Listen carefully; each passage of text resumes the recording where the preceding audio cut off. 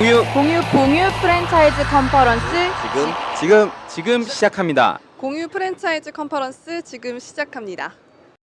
본 프로그램은 요리하는 수제 피자 알볼로, 원두 고민의 해결사 브라운백 커피, 치킨의 모든 것을 더하는 치킨 플러스, 월드 넘버원 토스트럭, 먹거리의 근원 푸드원, 기술과 과학이 융합된 친환경 조리문화 대포 인덕션, 초밥의 새로운 패러다임 미카도 스시, 산업을 리딩하는 기업 세강 그린푸드, 너랑 나랑 먹는 퓨전 짬뽕 니뽕내뽕, 문화예술 컨텐츠 연구소 하트 플랫폼이 함께합니다. 전 여기어때에서 커뮤니케이션 총괄을 하고 있는 문지형입니다. 이렇게 좋은 프랜차이즈 축제에 초대해 주셔서 감사드리고요.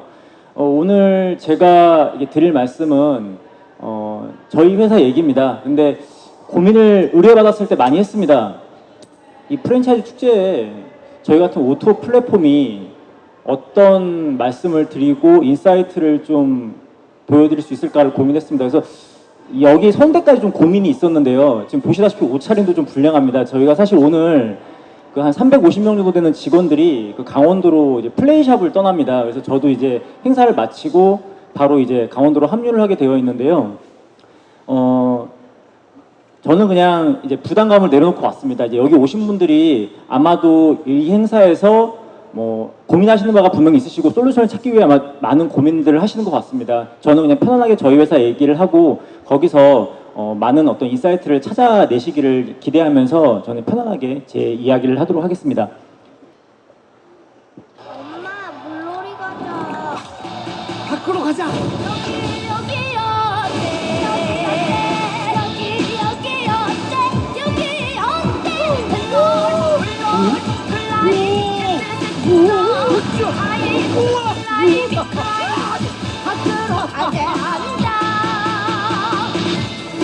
숙박부터 액티비티까지. 여기 어때? 액티비티 반값. 네, 일단 오늘 저는 이거를 여러분께 보여드리는 것만으로도 제 밥값은 다 했습니다. 아마 7월, 8월 여름 성수기라고 불리는 그 시기에 지겹도록 보셨을 영상 같습니다. 제 다음 하고 나서 내일이죠. 또 보니까 야놀자도 이제 아마 여기 자리에 서는 걸로 알고 있는데요. 뭐 좋게 평가해 주시는 분들도 있고, 뭐 틀기만 하면 이 광고가 나오냐, 도대체 얼마를 쓰는 거냐라는 얘기를 많이 하실 정도로 뭐 적지 않은 매스 캠페인 비용을 쓰기는 했습니다. 근데 아마 좀 생각하시는 것만큼 많은 비용을 쓰지 않았고요. 아마 적절한 타겟팅 광고가 잘 됐던 것 같습니다. 제가 이제 왜 영상을 보여드렸냐면요. 아직까지도 좀 제가 부족한 탓인지 모르겠는데 아직도 뭐 여기어때나 야놀자나 뭐 이런 어떤 등등의 숙박오토 서비스들을 뭐 모텔 혹은 뭐 일부 숙박에만 좀 국한된 플랫폼이라고 좀 생각하시는 바가 있어서 조금이나마 편견을 조금 깨고 열어드리고자 영상을 좀 보여드렸고요. 저의 소개를 잠깐 드리면은 저는 원래 기자로 사회 첫 발을 내딛었습니다. 그래서 그 중앙일보에 계열에 있는 이제 그 IT 주간지에서 기자 생활을 하다가 또 데일리 포커스라는 매체에 있고, 그리고 전직을 이제 뭐 소위 말하는 대기업으로 넘어갔습니다. 그래서 거기서 이제 홍보인으로 또 이제 기업의 어떤 브랜딩을 하는 그런 역할들을 좀 해오다가 2016년 1월에 제가 이런 또 소개를 드리는 이유는 제가 이제 워낙 이제 이런 무대에 종종 초대해줘서 쓰다 보니까 저를 이제 혹은 뭐 창업자, 뭐 코파운더로 좀 오해하시는 분들이 계세요. 저는 그냥 직장인입니다. 그래서 이제 뭐 계약직 임원일 뿐이고, 하지만 저희 회사 대표와 좀 무엇보다도 많은 시간과 이야기를 나누고 생각을 공감하고 있다는 어떤 좀 자부심이 있고, 또 그래서 이런 자리에 또 어떻게 보면은 저희 대표를 대신해서 좀 뭐 이렇게 나서서 좀 저희의 가치를 좀 전파하는 역할을 하고 있습니다. 저희 회사 좀 소개를 드리면은 뭐 아시는 분들 아시겠지만 사실 또 너무 제가 또 여기에만 또 갇혀서 또 볼 수도 있으니 좀 그냥 일단 좀 러프하게라도 좀 소개를 드리도록 하겠습니다. 저희는 일단 뭐 모텔이라는 서비스로 시작을 한 게 맞습니다. 그리고 요 이미지는 지난해 적용됐던 이미지인데 저희가 모텔로 시작을 했고, 이후에 2016년 12월에 이제 모텔을 넘어서 호텔, 리조트, 펜션, 게스트하우스, 글램핑, 뭐 한옥, 뭐 등등 그 국내에 있는 인트라바운드에서 저희는 이제 인바운드, 아웃바운드는 아직은 현재는 하고 있지 않고요. 저희가 이제 소위 말하는 여행 레저 쪽에서 인트라바운드 시장만 지금은 하고 있습니다. 이런 이제 종합 숙박이라는 키워드로 저희 서비스를 저희 오프라인에 있는 이 O2O라는 개념 많이 들어보셨죠? 온라인 투 오프라인이라고 부르는데 그 오프라인에는 이런 여기에 나와 있는 여러 다양한 카테고리의 숙박 시설들과 온라인에 존재하는 많은 사용자들을 연결시켜주는 온라인 플랫폼 사업을 하고 있는 회사입니다. 그리고 아까 CF 보여드렸던 대로 이제는 액티비티까지 확장을 한 회사고요. 제가 이제 왜 이런 좀 자랑질 같은 숫자를 보여드리냐면은 이제 어쨌든 여기 섰으니까 이제 여러분들이 도대체 뭐 아직까지 모텔의 마니아 뭐 혹은 뭐 많이 뭐 본 것 같기는 한데 뭐 얼마나 뭐 성장하는 회사길래 여기까지 초대가 됐지라는 또 생각을 하실 것 같아서 좀 숫자를 준비해 왔습니다. 저희 회사를 좀 의외로 되게 오래된 회사라고 생각하시는 분들이 많으신데요. 저희는 창업한 지가 2015년 9월입니다. 그래서 이제 올해 이제 만 3년 됐고요. 지금 현재는 이제 등록된 숙박 정보는 이제 국내에 있는 숙박 시설만 말씀드린 대로 지금 제공하고 있는데 지금 5만 곳 정도의 국내에 있는 다양한 뭐 한옥 펜션, 게스트하우스, 리조트 같은 숙소들을 제공하고 있습니다. 되는구나. 네. 그 현재 월간 이용자 수는 300만입니다. 저희가 좀 재미있는 현상이 있었는데 2015년 9월에 이제 그 회사가 설립이 되고 서비스가 런칭된 이후에 처음에 모텔로 시작을 해서 모텔을 중개하는 서비스로 할 때는 정말 저희가 이제 정말 많은 노력을 해서 최대한 어떤 이용자 수를 끌어올려 봤더니 월간 100만 정도가 나오더라고요. 저희가 할 수 있는 모든 어떤 행동을 다 해봤더니. 그리고 저희가 이제 말씀드렸던 2016년 12월에 종합숙박으로 확장이 되니까 그 이후로 최대치는 월 200만까지 나오더라고요. 저희가 그래서 여기에 대한 어떤 본질에 기반한 확장이 무엇이 있을까를 정말 끊임없이 고민하다 꺼내놓은 게 바로 이제 지난 7월, 8월 사이에 이런 매스 캠페인을 했던 액티비티입니다. 숙박을 기반으로 한 여행을 확장하자. 그랬더니 7월, 8월 사이에 월 평균 300만 정도의 이용자가 뛰어서 1.5배 정도의 증가폭을 보였습니다. 저희 현재 이제 월간 거래액은 250억, 월간 거래액 250억 정도인데, 요거는 이제 저 작년 버전이라서 조금 좀 감안하셔서 보셔야 될 것 같고요. 뭐 이건 뭐 이렇게 되고 있다는 얘기입니다. 저희 회사의 좀 역사를 좀 잠깐 보여드리면 일단 사실 그 서비스 자체는 2014년에 좀 나왔습니다. 원래 이제 모회사에서 진행을 하다가 저희가 15년에 설립이 되고 나서 숙박 전문 O2O 회사가 빠져나오면서 서비스를 인계받은 된 형태고요. 저희가 이제 바로 빠져나오자마자 그 VC로부터 이제 한 130억 정도의 투자를 유치했습니다. 그리고 16년에는 JKL 파트너스라는 사모펀드로부터 이제 200억을 추가를 받아서 현재는 330억. 뭐 저희가 이후에는 이제 바로 IPO 계획이 있었기 때문에 이제 바로 클로징을 하고 좀 또 많은 분들이 사랑해 주신 덕분에 2017년에 바로 흑자 전환에 성공을 했습니다. 그래서 이따 뒤에서도 좀 숫자를 보여드리겠지만은 15년에 시작을 해서 16년에는 좀 적자가 좀 컸고요. 2016년에는 저희가 매출은 246억이었는데 작년에는 온라인 부분만 쳐서 520억, 온오프 합쳐서는 600억 정도의 매출에 영업이익이 한 60억 정도가 발생을 했습니다. 그 외에 내용들은 있고요. 일단 가장 최신 이야기를 좀 드리고 싶습니다. 그리고 사실 여기서 가장 좀 관심이 있으실 것 같고 저희도 이 자리에 어울리는 이야기는 아마 이제 프랜차이즈 쪽 얘기일 것 같아요. 그래서 그 얘기도 중간에 배치를 했으니까요. 좀 감안하고 봐주시면 될 것 같습니다. 저희가 보여드린 대로 액티비티 시장을 진출을 했는데요. 광고였고, 저희가 규정한 액티비티란 그 여기어때라는 앱, 이 별도로 자꾸 이렇게 막 판을 벌리는 어떤 그런 마케팅 형태가 아니라 저희 앱 안에서 전국의 액티비티 상품들을 한눈에 비교하고 쉽게 예약할 수 있는 그런 액티비티 예약 서비스라는 규정을 하고 들어왔습니다. 그래서 사실 이 어떤 키워드를 잡을 때 고민이 좀 많았던 게 액티비티라고 하면은 정말 많은 분들이 그 어떤 미디어 영향 때문인지 모르겠는데 익스트림 스포츠를 많이 좀 떠올리셨어요. 뭐 막 하늘에서 막 뛰어내리고 막 바다에서 막 웨이크보드를 타고 뭐 짚라인으로 막 뭐 가로질러 내려가고 이런 거 좀 생각하셨는데 저희가 왜 그럼에도 불구하고 액티비티라는 키워드를 꺼내 들었냐면은 저희의 본질, 저희의 주 이용자는 2030이었습니다. 그래서 사실 뭐 여행, 레저, 여가라는 좀 모호한 키워드보다는 저희의 좀 본질인 그런 고객 2030에게 가장 뾰족하게 좀 파고들 수 있는 키워드를 찾았고요. 그리고 놀랍게도 여행, 여가, 레저라는 어떤 그런 키워드에서 저희가 뾰족하게 1등이라는 어떤 포지셔닝을 잡기는 쉽지 않을 거라는 생각을 했습니다. 뭐 여행이라고만 해도 당장 떠오르는 회사, 가장 서비스를 잘한다는 회사 하면은 아마 많은 키워드들이 혼재되실 것 같아요. 뭐 하나투어, 모두투어, 노랑풍선 같은 회사도 있을 것이고, 아니면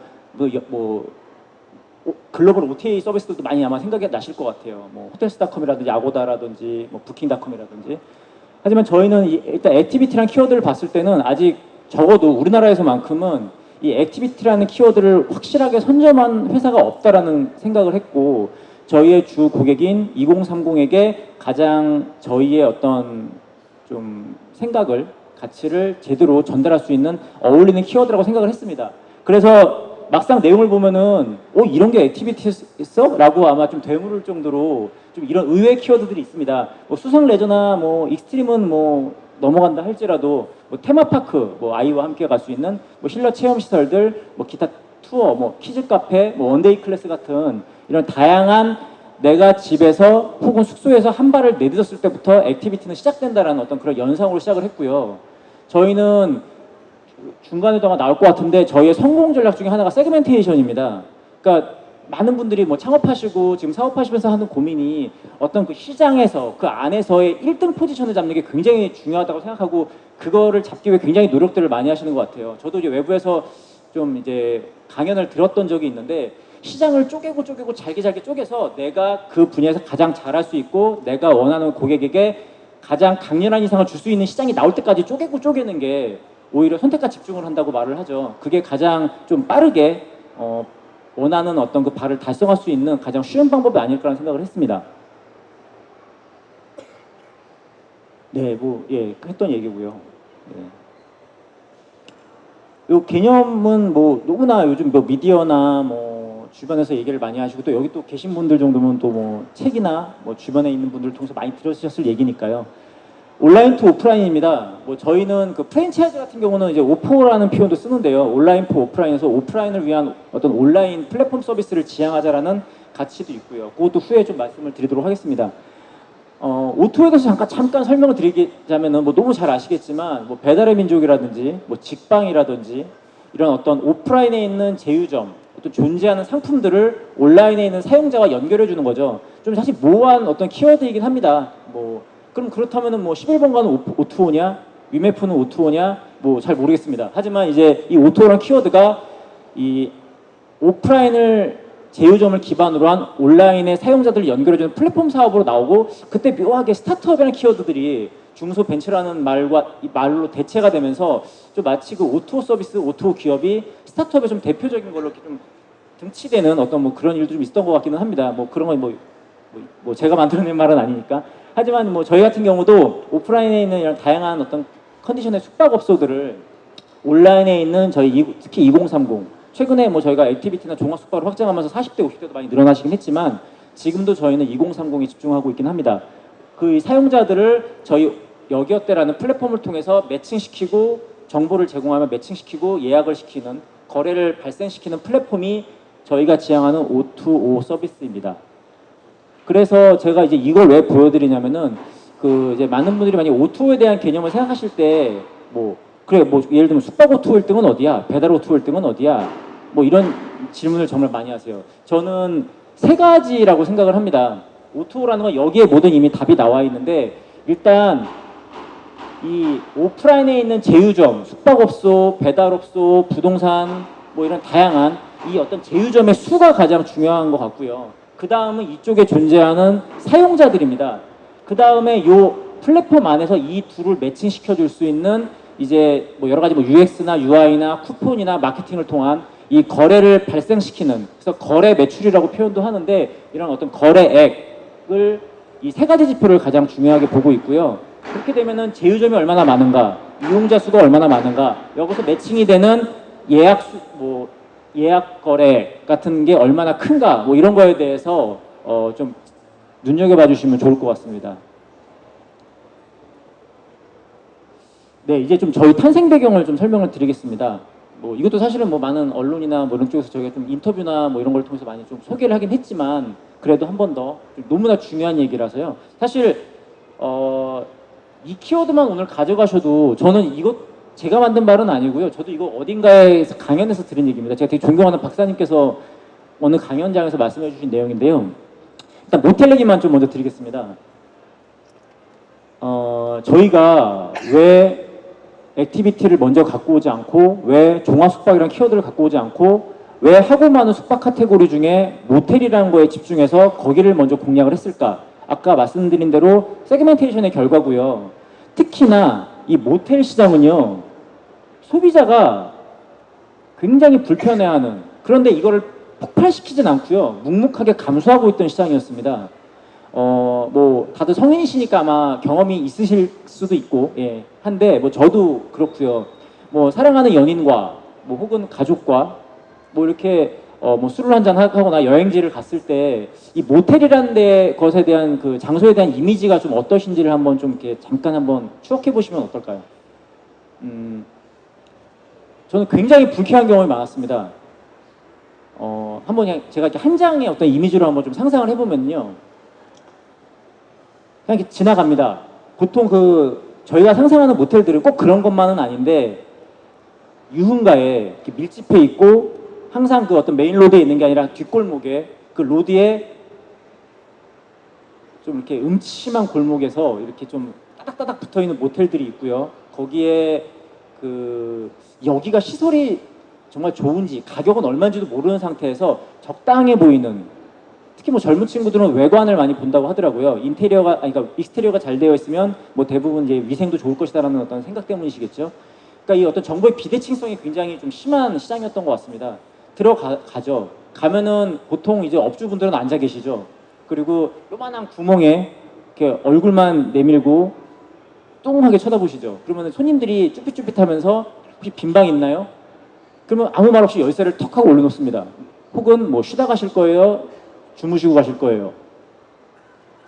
그러면은 이제 뭐 계산이 이루어지고 카드라도 내려고 치면은 뭐 현금은 없어요? 뭐 현금으로 하면은 뭐 한 2, 3천 원 빼줄 텐데 라든지, 그렇게 해서 그런 어떤 1차 불쾌함을 갖고 열쇠를 갖고 방으로 걸어 들어갑니다.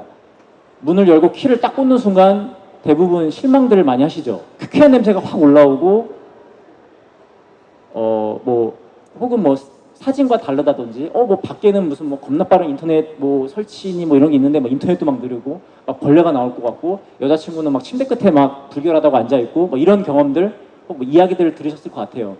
제가 요즘 이상하게 드렸던 이유가 지금 많이 변하고 있습니다만 이렇게 좀 이런 문제들 때문에 하지만 사용자들이 밖에다가 폭발하진 않았어요. 이런 불만들을 그냥 저희들끼리 술 먹다가 뭐 이런 자리에서 한두 번씩 불만들을 이야기하는 좀 괴상망측한 시장이었죠. 자, 같은 방인데 왜 손님마다 가격이 다를까? 모텔입니다. 모텔은 예약이 안 돼요. 예약은 됩니다. 하지만 모텔을 예약하고 가시는 분들이 없었죠. 불과 2, 3년 전의 일입니다. 왜 모텔은 부정적인 이미지를 갖고 있을까?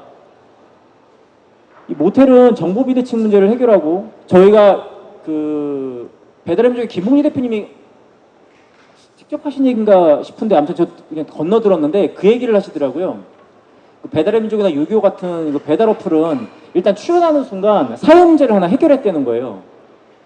일단 말 못하시는 장애인분들이 배달 음식을 시켜 먹기 시작했다라는 얘기를 하시더라고요. 저희도 좀 공감이 됩니다.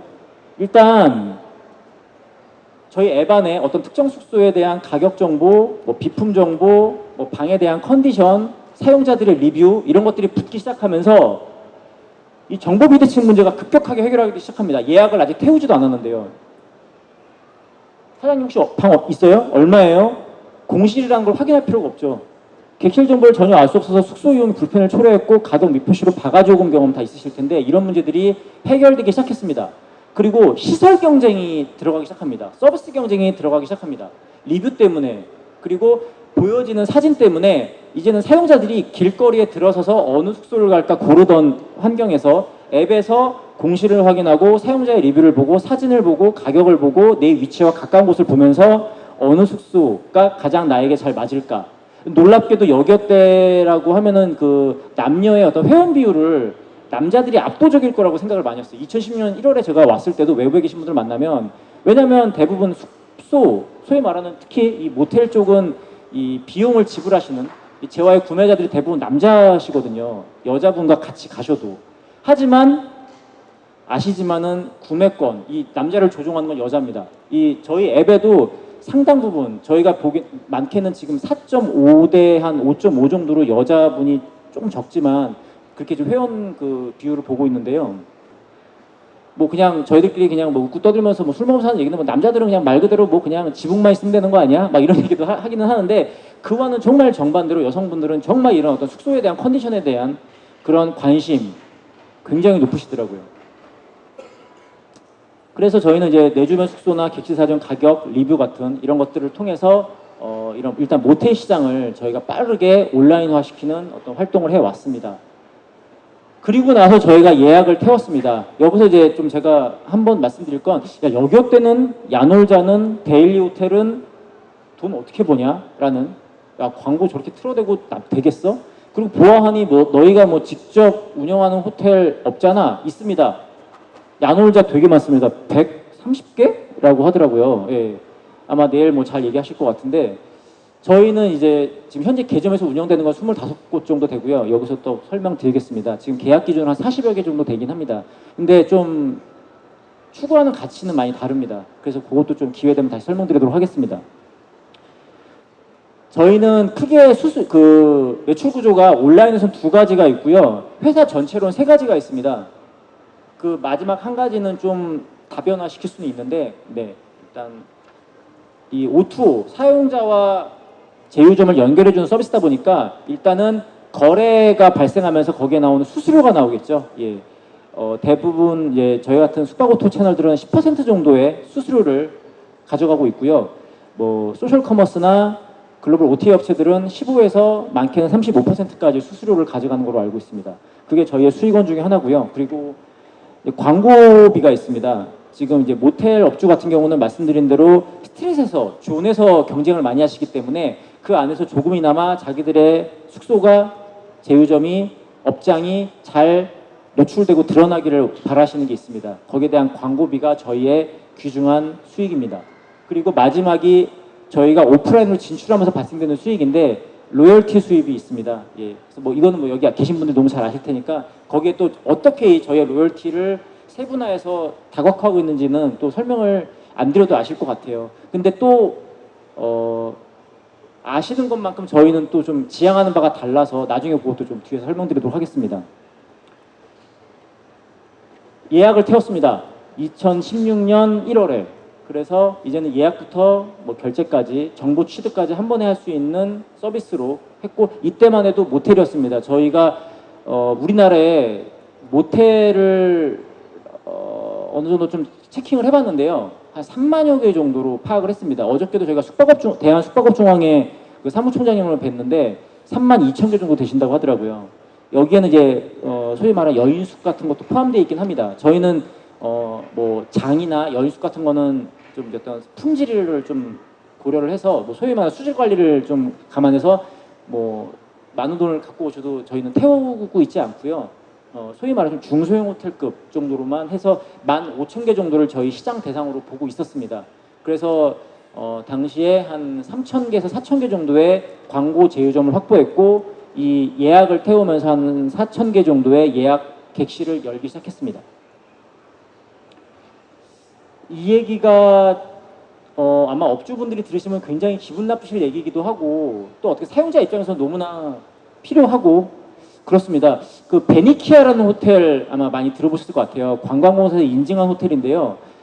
베니키아 호텔을 이용해 보신 분도 계실 것 같아요. 저도 가봤는데 솔직히 말씀드리면 좀 실망스러웠어요, 사실은. 관광공사 인증했다고 해서 좀 굉장히 뭐 깔끔하고 되게 시설도 좋고 이럴 것 같았는데, 차라리 특급 호텔을 좀 더 주고서라도 가면 어땠을까라는 아쉬움이 있을 정도로. 근데 그 베니키아에 제가 아직 관광공사 분한테 들었는데 첫 번째 그 선정 조건이 뭐냐면 대시를 받지 않는다였습니다. 근데 밖에서 보면은 그 숙소를 이렇게 지켜보면요, 대시를 받는 모텔 같아요. 근데 들어가면 대시를 안 되는 호텔이죠. 그게 이제 약간 인식 문제인 것 같은데요. 베니키아를 뭐 전부는 아니시지만 제가 이런 어떤 그 호텔 프랜차이즈, 뭐 호텔 쇼 이런 데 가보면은 이제 베니키아 호텔들 이렇게 이제 나와서 이렇게 그 부스 차려서 하시는 걸 많이 봐요. 근데 그분들 이야기를 들어보니까 대부분 그 좀 연로하시고 한평생 이제 모텔업 하시다가 이제는 나도 좀 이제 호텔업에 제대로 되게 종사해봐야지, 내가 언제까지 대시 손님 받아가면서 이불 갈고 뭐 이런 거 언제까지 할 거야? 뭐 이런 얘기들을 심심치 않게 하시더라고요. 그게 아마 이심 문제인 것 같습니다. 이분들은 수익을 포기한 거죠. 왜 모텔업주들은 대시를 계속 받는가? 회전율 때문이거든요. 뻔합니다. 돈을 많이 벌어다 주니까. 객실 하나에서 창출될 수 있는 수익을 극대화시키고자 하는 게 이 공간 사업 하시는 분들의 최대 수건이죠. 그러니까 이분들도 인식 개선에 대한 필요성은 아시지만 당장 캐시가 꽂히는 게 보이시니까 여기에 벗어나실 수가 없는 거예요. 저희도 인정합니다. 대시를 일부 칼처럼 나쁜 목적으로 쓰시는 분들은 강도가 되는 것이고요. 대시를 젊은 연인들의 건전한 데이트 장소나 뭐 어떤 뭐 대학가에는 실제로 많이 이렇게 이용되거든요. 뭐 스터디 공간이라든지 뭐 많이들 이렇게 활용이 되는 걸로 알고 있습니다. 저희는 인정하고 갈 부분은 가능하다고 생각하고요. 근데 그럼에도 불구하고 이 모텔이라는 키워드가 모터 플러스 호텔의 합성어인데도 불구하고 이게 뭐 제가 뭐 역사학자는 아니라서 이 모텔이라는 게 제가 알기론 일본을 통해서 러브호텔로 변질돼서 들어와가지고 유흥가에 뿌리를 내리면서 이런 지금의 이미지가 좀 잡힌 게 아닌가. 그리고 뭐 일부 뭐 드라마나 이런 미디어에서 뭐 불륜이라든지 뭐 솔직히 지금도 알고 있습니다. 뭐 맘카페 같은 데서는 뭐 영수증에 뭐 야놀자 뭐 위드 이노베이션이 찍혔는데 제 남편 바람핀 거 아닌가요? 카드 영수증 한번 보세요. 뭐 이런 글들이 심심치 않게 올라오는 거 알고 있습니다. 하지만 이런 일부 중소형 호텔, 모텔들의 잘못된 이미지가 숙박시장 활성화에 이제 큰 어떤 이제 걸림돌 역할을 하는 게 맞고요. 그리고 심심치 않게 그런 데서 실제로 뭐 몰카 촬영이라든지 이런 어떤 좀 어떤 뭐 강력 사건들이라든지 뭐 이런 일들이 벌어지는 것도 알고 있습니다. 하지만 지금 2030들에게는 파티룸, 데이트, 공부 등 이런 핫플레이스로 부상하고 있고 정말 부끄럽지 않게 당당하게 쓰이고 있는 어떤 환경이 되고 이분들이 아마 나이를 먹어가면 중년으로 들어가면서 이제는 가성비 좋은 합리적인 숙소라는 개념이 분명히 잡힐 거라는 생각이 듭니다. 저희도 노력을 하고요. 네, 이거는 이제 작년 버전인데, 네, 지금 이제 이렇게 기존 숙박 오투어는 왜 그러면 자 모텔을 갖고 너희 본질 얘기하는데 모텔에만 집중 잘하면 되지 왜 갑자기 어느 순간 종합 숙박으로 확장을 했느냐? 말씀드렸습니다. 온갖 모든 행동들을 다 해봤고 비용 쏟아부어 봤는데 100만이라는 이용자 이상을 뚫을 수가 없었습니다. 뭐 막 외부의 사람들을 더 이상은 이제 퍼볼 수가 없겠더라고요. 그래서 저희가 그냥 택한 건 본질에 기반한 합리적인 확장을 생각했습니다. 그래서 모텔을 기반으로 해서 호텔, 펜션, 게스트하우스, 캠핑, 리조트라는 가장 가까운 숙박 카테고리를 확장을 했고요. 이렇게 이제 저희가 이제 동시에 이런 이제 그 하이브리드 현상을 좀 노리고 들어갔습니다. 아까 말씀드린 대로 모텔은 이렇게 이미지가 많이 개선되고 많은 젊은 이용자들은 쓰고는 계시지만은 아직도 40, 50 혹은 뭐 좀 구매력이 있는 30대 중반 이상의 어떤 연령대에서는 모텔은 가보지도 않으셨으면서 막연한 어떤 불안감, 불만이 존재하는 숙소였거든요. 합쳐놓으니까 이런 일들이 벌어지는 거죠. 뭐 한 40대의 직장인이 호텔 다니시다가 들어와서 봤더니 모텔이네? 근데 리뷰도 읽어보고 가격도 보고 숙소의 컨디션을 봤더니 괜찮은 거죠. 조식도 나오고. 그래서 저렴한 비용으로 평상시 쓰는 비용이 뭐 7, 80% 이하로 예약을 하고 가서 만족을 하시는 경우도 있고요. 젊은 연인들이 매번 이제 모텔만 가다가 야 우리 뭐 호텔에서도 좀 한번 놀자. 야 호텔 비싸잖아. 한 2, 30만 원 하지 않아? 근데 이때 어떤 일이 벌어졌냐면요. 뭐 좀 정치적인 이슈지만 그 중국인 관광객이 급감하기 시작합니다. 특히 서울 강남권에 무지하게 많은 호텔들이 부티크급 호텔들이 지어지고 있고 영업을 열었는데 손님이 뚝 끊긴 거죠. 그때 이제 치고 올라온 서비스가 데일리 호텔이라는 서비스입니다. 아마 많이 아실 것 같은데요. 이 회사 저희도 이제 그 호텔 타임이라는 유사한 서비스가 있고 야놀자도 호텔 나오라는 서비스가 있습니다. 뭐 하는 서비스냐면 이제 호텔 타임 커머스 상품입니다. 그래서 뭐냐면 소위 말하면 그냥 어렵게 말하지 않으면 그냥 당일 땡처리. 그러니까 2, 30만 원짜리 비싼, 뭐 4, 50만 원짜리 비싼 호텔을 최대 80% 꺾어서 당일날 내놓는 겁니다. 뭐 아시지만은 이건 공간 사업자이기 때문에 오후 2시까지 체크인되지 않았는데 당일날 오전 8시, 9시까지 예약이 없으면 이 숙소는 사실 가치가 확 떨어지거든요. 그럼 어디다가 내놔서 팔아야 되죠. 그 시장을 공략하고 나온 서비스들이 뭐 호텔 타임, 뭐 데일리 호텔 같은 서비스입니다. 그런 서비스들이 숙소들이 고스란히 이때 탑승을 합니다. 그러니까 모텔을 이용하던 젊은 이용자들이 모텔에서 뭐 숙박을 뭐 한 4, 5만 원에 해결하던 사람들이 30만 원짜리, 20만 원짜리 호텔을 8, 9만 원에 이용하기 시작하는 거죠.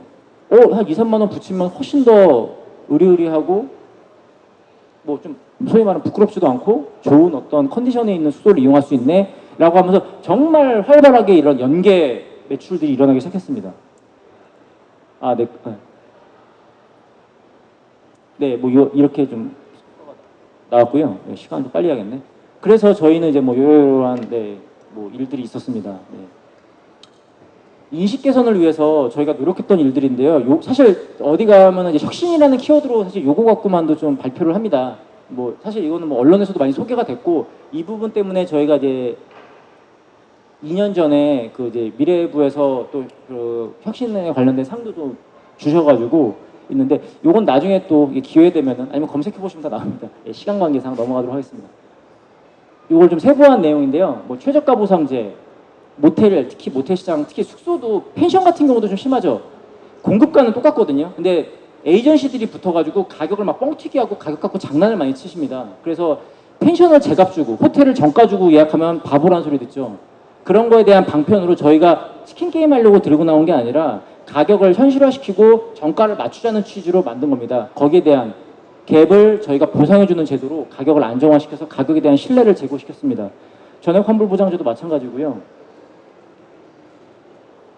리얼 리뷰도 이제 그 과거에는 숙소를 갔다 오신 분들이 아니더라도 리뷰를 남기고 업장에 옆에 있는 업장이 이 업장 망하게 하려고 막 알바 동원해가지고 갔다 오지도 않고 막 부정 리뷰를 남기고 이런 일들이 많았는데 갔다 온 사람들만 너무 당연한 일들인데 이게 십수년 동안 이루어지지 않았거든요. 그래서 뭐 리얼 리뷰라는 어떤 키워드를 끄집어 왔고 회원가 보장제, 카드가와 현금가를 일치시키는 동일시키는 정책입니다.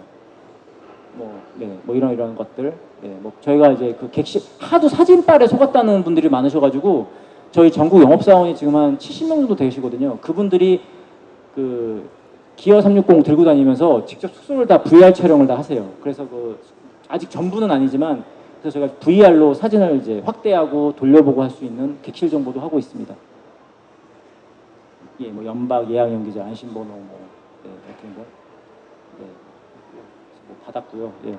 호텔 얘기 얘기 좀 드리도록 하겠습니다. 이렇게 생겼습니다. 예. 요건 이제 잠실점이고요. 저희 서울에 하나 있습니다. 이제 혹자는 또 얘기하시더라고요. 뭐 이렇게 뭐 강남이나 종로나 이런 데 더 하지. 왜 이렇게 안 늘리냐. 근데 사실 그 확장 속도는 좀 꽤 빠릅니다. 저희가 지금 1년 반 됐는데 지금 20호점이 이미 돌파를 해서 지금 이제 조만간 한 5개 정도가 더 개점할 예정이라서 사실 뭐 치킨집이나 뭐 이런 뭐 어떤 좀 소위 말하는 소상공인들이 좀 하시는 이런 데들보다는 확장 속도는 느리지만 뭐 보시다시피 이거 하나 개점시키려면요 건물이 들어가거든요. 그리고 이 업주분들이 대부분 다 건물주세요. 그래가지고 소위 말하는 좀 이런 좀 작은 어떤 프랜차이즈를 좀 하시는 분들과는 생각이 완전 다르십니다. 그리고 건물이 막 서너 개씩 되시는 분들이 수두룩하셔가지고 굉장히 또 물론 뭐 다른 프랜차이즈도 되게 신중하게 접근을 하시겠지만 이분들은 막 이런 건물 한 동에 막 80억에서 100억 정도 되시거든요. 그래서 이런 분들을 생각을 일깨워가지고 프랜차이즈 참여시켜야 되기 때문에 굉장한 고관여입니다. 뭐 다른 것도 뭐 마찬가지시겠지만 뭐 그런 어려움도 있고요. 저희가 사실은 사실 제가 여기 쓰기 전에 고민이 정말 많았던 게 저희는 결국 온라인 회사거든요. O2 업체고 이 O2 업체가 온라인 포 오프라인을 접근을 하려면은 이렇게 하는 게 맞나? 뭐 지금 잘하고 계시는 야노자처럼 하는 게 맞나? 고민이 많습니다. 저희는 사실 처음에는 어떤 생각으로 이 프랜차이즈 시장에 뛰어들었냐면요. 좀 수수했어요. 사실은. 이거로 돈 벌려는 건 아니었고 저희 대표랑 임원진들이 모여서 생각하는 게 뭐냐면 야 우리 뭐 인식 개선도 하고 뭐 하이브리드도 열리고 본질에 집중하고 세그멘테이션도 하고 다 좋아. 근데 우리는 어찌됐건 연계해서 끝나잖아. 사용자를 몰아서 좋은 정보 주고 오프라인에 꽂았어. 자 여기서부터 발생되는 문제는 우리가 해결을 못하지 않냐? 만약에 손님이 갔는데 여기 때 믿고 가셨는데 그 막상 그 숙소에서는 업주가 막 서비스를 막 이상하게 하시고 갑자기 예정에도 없던 뭐 웃돈을 막 요구하신다든지 이 앱과 뭐 다른 어떤 정보 물론 저희는 이제 온라인 중개 판매 사업자이기 때문에 오프라인에서 벌어지는 일들에 대한 책임은 없습니다. 놀랍게도. 하지만 이제 도의적으로 노력을 하는 것들이죠. 여러 가지 혁신 프로젝트를 통해서 11번가 주마켓 같은 경우도 온라인 중개 사업자입니다. 그래서 모든 플랫폼 사업자들은 중개 판매 사업자의 지위를 따기 위해 엄청난 로비를 합니다.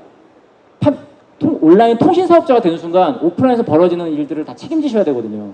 예. 하지만 뭐 대기업들도 그렇고 뭐 저희도 그렇고 어떤 도의적으로 뭐 해결하고자 하는 노력들이 있습니다만, 그래서 저희가 그거에 대한 어떤 롤모델을 만들자라고 해서 만든 겁니다, 사실은. 그래서 확장 속도도 예상했던 것보다 좀 느리고요. 그 결정적으로 저희는 이제 CSP라고 해가지고 이제 가격, 그리고 가격, 서비스, 위생이라는 어떤 숙박의 본질을 갖고 건드려 주면 사람들이 모텔이 가진 어떤 인식을 많이 좀 이제 그 인습을 좀 많이 이제 깨는데도 도움이 될 것이다. 그래서 이제 호텔과 뭐 펜션과 뭐 어떤 뭐 거대한 어떤 클럽 그 뭐 글로벌 호텔 브랜드들과 어깨를 견주기에 가심비가 높은 호텔로 자리 잡을 수 있지 않을까라는 발상으로 접근을 했죠. 365일 요일별 정가제라는 걸 통해서 모텔들이 정말 성수기나 특정 어떤 데이에 정말 이 뻥튀기가 심하거든요. 모텔은 무슨 뭐 발렌타인데이, 뭐 크리스마스, 뭐 어떤 뭐 특정 기념일들 이럴 때 막 객실 뭐 일부시겠지만 막 객실을 막 평상시보다 2배 이상 막 올려받고 이러세요. 그때 다녀오신 손님들이 그렇게 좋은 기억이 있진 않으실 거 아닙니까? 그래서 저희는 요일별 정가제를 묶어서 성수기 비수기가 없이 동일하게 요금 정책을 가져가자라는 거를 업주들한테 설득을 하면서 좀 힘들게 갔고요. 뭐 위생 문제도 뭐 저희가 또 많이 좀 노력을 했고, 서비스도 이제 또 많이 좀 신경을 썼습니다. 뭐 이렇게 이제 그다음에 워낙 그 모텔에 대한 이미지들이 뭐 이런 가림막이 있고 음침하고 어둡고 뭐 이런 것들이 있어요. 뭐 드로아 라운지라고 그래서 이렇게 오픈형 라운지로 저희가 이렇게 또 인테리어를 하고 있고요. 로비도 이렇게 생겼고요. 네, 객실은 이렇게 생겼습니다. 예. 그리고 이렇게 이제 4가지의 어떤 컨디션으로 이제 요금 정책을 만들고 있고요.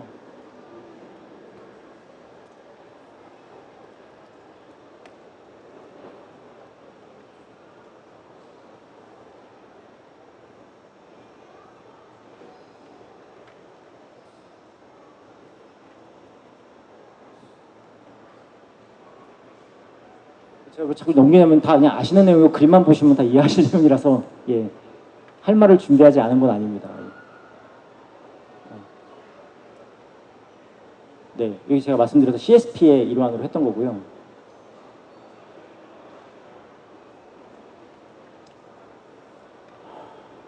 사실 이게 지금 처음 공개하는 건데 저희가 원래 계획은 3년 전에 200호점까지 내려고 했었습니다. 근데 기존에 그 저희 앱을 통해서 숙소를 판매하시는 분들과 충돌들이 있어요. 20개밖에 안 하는데도 불구하고. 뭐냐면 저희 앱에서 광고를 하시는데 예를 들면 아까 잠실 방해동이 1호점이지 않습니까? 잠실 방해동에도 저희의 제휴점들이 엄청 많거든요. 근데 호텔 여기어때라는 이름을 걸고 여기어때 오토 플랫폼의 이름을 걸고 깃발을 꽂고 거기서 장사를 하고 있는 거예요. 그럼 그 스트릿에서 손님을 두고 뺏고 뺏기는 싸움이 벌어지는 거죠. 좀 고민이 많았습니다. 그리고 이 프랜차이즈 사업을 하면서 저희들이 공부를 많이 했는데 과연 저희가 지금 이제 고정 로열티를 받고 있거든요. 야, 이게 과연 맞는 것인가? 상생이라는 키워드로 가면은 이거는 변동 로열티로 가야 되는 게 아닌가라는 어떤 그런 고민도 있고요. 그 비품 원가제를 공개한다든지 그 다음에 저희가 출점 제한, 요즘 뭐 저 특히 저 편의점 쪽에서 좀 그런 일이 시끄럽죠. 그래서 저희가 좀 뭐 아직 이제 명확하게 말씀드리긴 그렇지만 좀 그런 문제들로 인해서 좀 상생형 어떤 프랜차이즈로 좀 전환돼야 되는 게 아니냐, 무조건 제휴점수를 프랜차이즈를 늘리는 게 능사가 아니다라는 좀 고민에 사실 깊게 빠져 있고요. 좀 저도 좀 많이 다니면서 좀 이런 의견 청취해서 정책을 좀 세우고자 합니다. 네. 현재는 좀 이렇게 지금 이 업데이트가 좀 안 돼 있긴 한데 지금 20호점이 이렇게 있고요. 자세히 보시면은 그냥 대도시 위주로 들어가 있고 한 지역에 막 이렇게 집중돼서 저희가 일부러 그렇게 하고 있지는 않습니다. 네. 저희의 제휴점과 부딪혀서도 안 되고 또 가맹주들끼리 또 경쟁이 생기는 어떤 일도 좀 최소화하기 위해서 출점을 굉장히 좀 제한적으로 열고 있고요. 저희가 그럼에도 불구하고 이렇게 지금 빠르게 지금 1년 반 만에 숫자가 빠르게 올라가고 있습니다.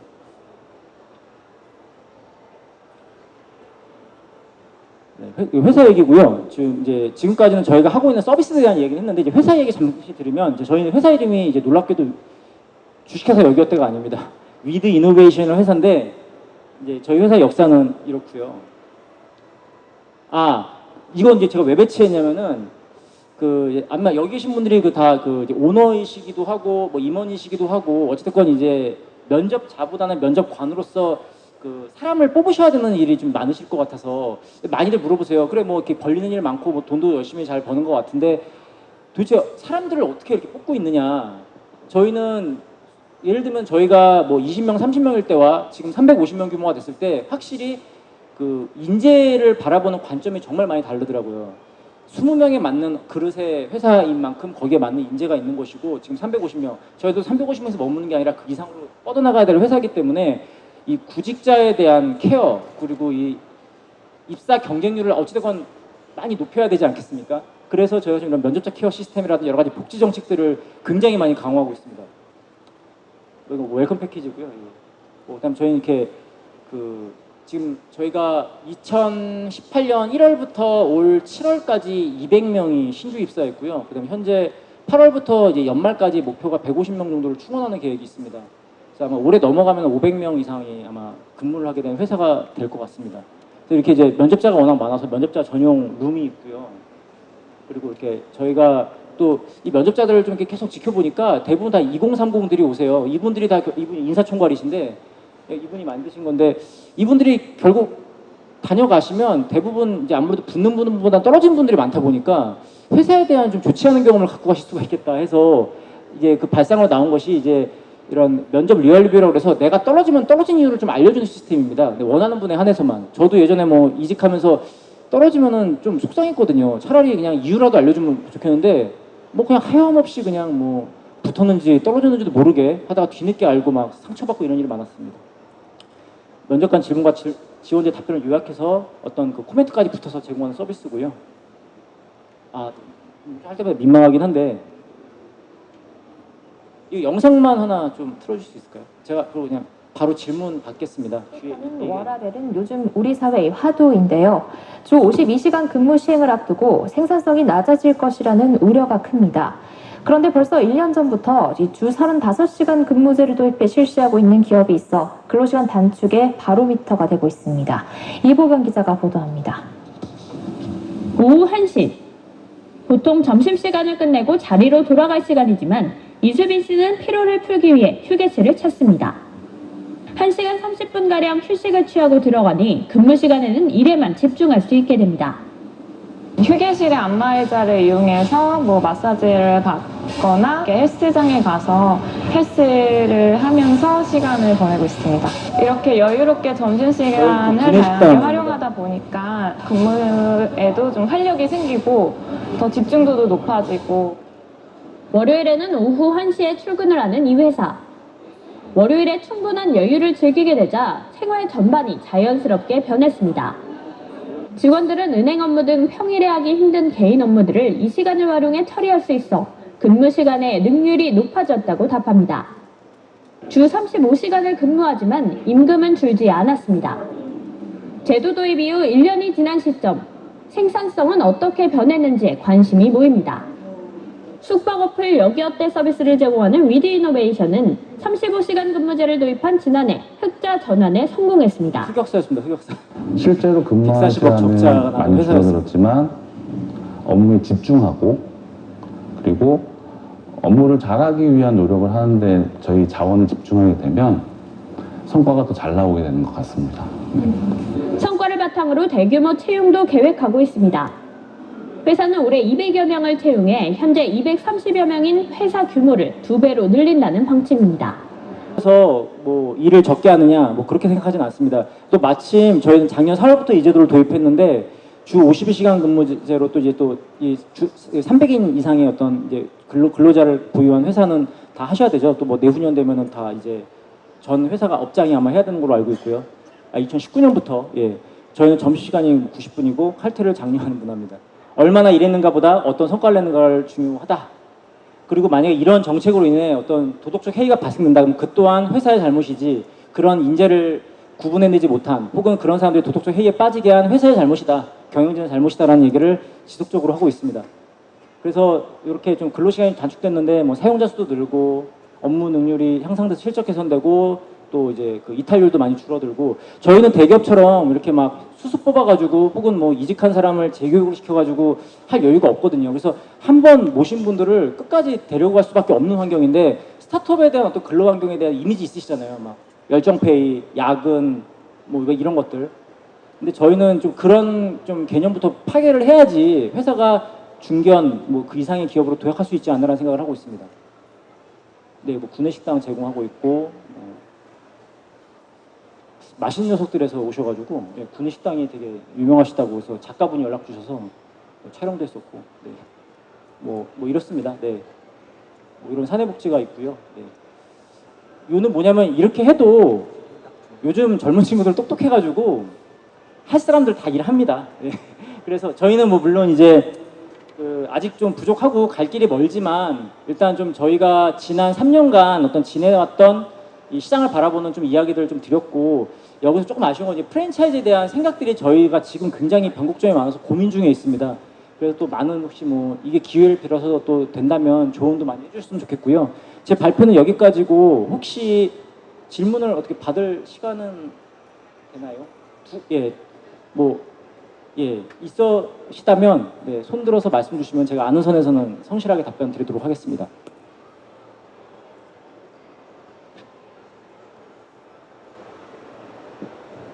네, 발표 잘 해주셔서 잘 들었습니다. 짧게 저도 질문하겠습니다. 현재 경쟁사라고 할 수 있는 야놀자에서 뭐 브라운닷이나 넘버 25를 통해서 빠르게 가맹 체계로 해서 경남 경북 지역을 지금 확장을 하고 있는데 이 경쟁사의 어떤 지금 차지하고 있는 확장 속도라든지 비중에 맞춰서 여기어때에서 지금 대응할 수 있는 어떤 전략이나 향후 어떤 계획에 대해서 좀 궁금해서 질문드리고 싶습니다. 저는 네 질문 감사하고요. 그냥 응원합니다. 응원하고 정말 저희는 다행이라고 생각합니다. 왜냐하면 저희가 갈 길이 아닌 곳에 어찌됐건 저희랑 시장에서 경쟁하는 회사가 그쪽에 공을 들여주시고 있는 덕분에 저희가 생각하는 본질에 저희는 더 집중할 수 있어서 저희는 감사하게 생각하고 있고 뭐 잘 되시길 바랍니다. 저희는 아까 발표 중에도 잠깐 말씀드렸지만 오프라인을 바라보는 프랜차이즈 특히 시장을 바라보는 관점이 좀 그 회사와는 많이 다른 것 같습니다. 그래서 특히나 최근 들어서는 더 그러하고요. 저희가 이렇게 좀 빠른 어떤 뭐 가맹 속도나 가맹점을 이렇게 뭐 늘려가는 어떤 그런 것보다는 저희는 애초에 프랜차이즈에서 돈을 벌 생각으로 뛰어든 시장은 아니었거든요. 그리고 저희는 근본이 뭐 대표 이하 주요 경영진들이 다 IT 쪽 인력들이시라서 프랜차이즈 부동산을 그렇게 뛰어나게 잘 알지 못합니다. 뭐 물론 뭐 이후에 외부 전문가들도 오셨지만은 오토가 본질은 결국은 상생이고 오프라인에 있는 제휴점과 사용자를 연결시켜줘서 가장 완성도 높은 거래를 이뤄주게 하는 거에 본질에만 집중을 하는 것이 저희는 맞다고 생각합니다. 뭐 타사가 그렇게 하는 부분은 저희는 또 이제 아마 계신 분들보다도 내부 사정을 저희는 좀 상대적으로 잘 알고 있습니다. 저희가 분위기를 보아하니까 좀 그렇게 갈 수밖에 없는 상황이더라고요. 네. 거기에 있는 전문가분들이 또 그렇게 지향하고 계시고 뭐 시공팀이라든지 뭐 인테리어 이런 인력들이 이미 세팅이 다 끝나 있기 때문에 제 생각인데 거기는 이제 지금 거의 달리는 자전거 같아요. 네. 멈추는 순간 쓰러져 버릴 것 같아요. 그래서 저희는 아직은 그런 개념은 아니고 그래서 저희는 아마 앞으로도 좀 이렇게 좀 어떤 뭐 빠른 어떤 그런 출점 전략보다는 조금 더 이제 사용자 제휴점들 저희 기존 가맹주들이 좀 더 탄탄하게 성장할 수 있는 그런 관점으로 좀 오프라인 시장을 보고 있습니다. 네, 지금까지 여기어때 문지영 이사님의 강연이 있었습니다. 큰 박수로 감사합니다. 해주셔서 좋습니다. 고맙습니다. 네, 고맙습니다.